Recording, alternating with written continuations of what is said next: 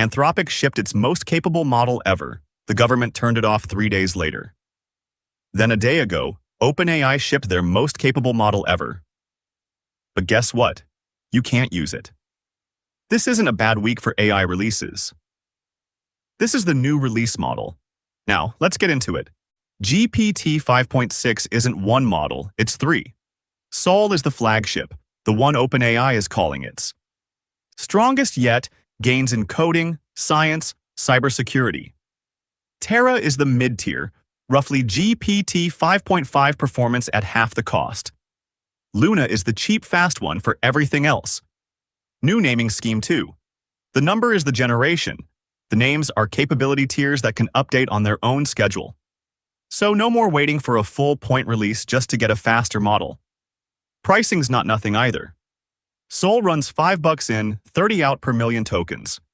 That's frontier pricing for a model most of you have never typed a prompt into. Here's the part that matters more than the benchmarks. This is API and Codex only. Chat-GPT doesn't get it. And it's not a self-serve preview, it's an invite list, about 20 organizations total, and every one of them got cleared with the US government first. Why? Back on June 2nd, the administration signed an executive order telling federal agencies to start benchmarking frontier models for cyber risk before they go wide. OpenAI's compliance with that is the whole reason Sol shipped to a guest list instead of a changelog. OpenAI's own line is that they don't believe this should become the long-term default, which is a polite way of saying, this wasn't our idea, but here we are.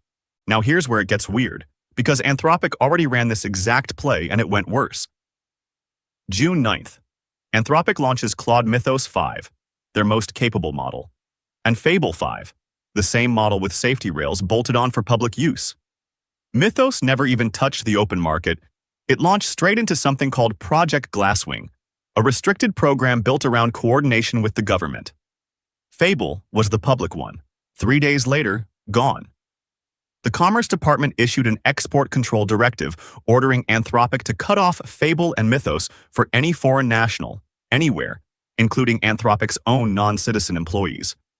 Since you can't reliably check nationality at the API layer in real time, Anthropic didn't segment access. They just shut it off for everyone. The official reason is a jailbreak. The government says someone found a way around Fable's cybersecurity guardrails. Anthropic disputes basically every part of that.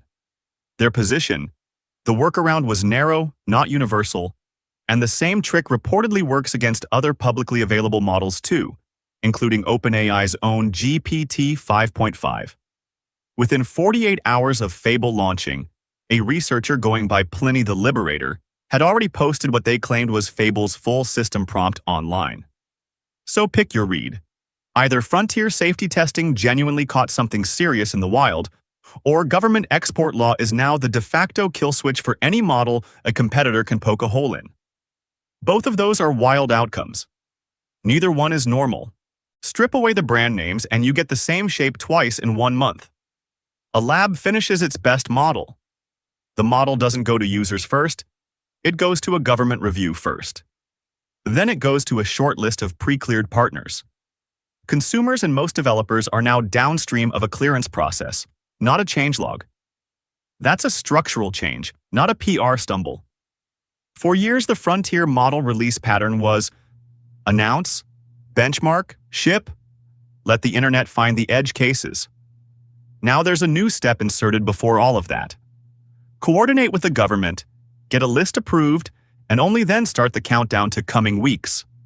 Sol's still capped at 20 orgs. Mythos was gated from day one. Fable's been offline for over 2 weeks with no restoration date.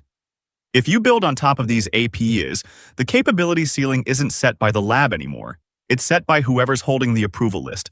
So if you're waiting on Sol, or hoping Fable comes back this week, don't hold your breath. And definitely don't build a production workflow, assuming either one shows up on schedule.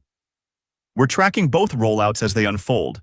Access changes, restoration dates, the works, over on the AI Hub.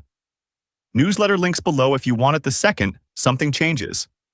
I'm Zach, and this has been Outclaw AI. I'll see you in the next one.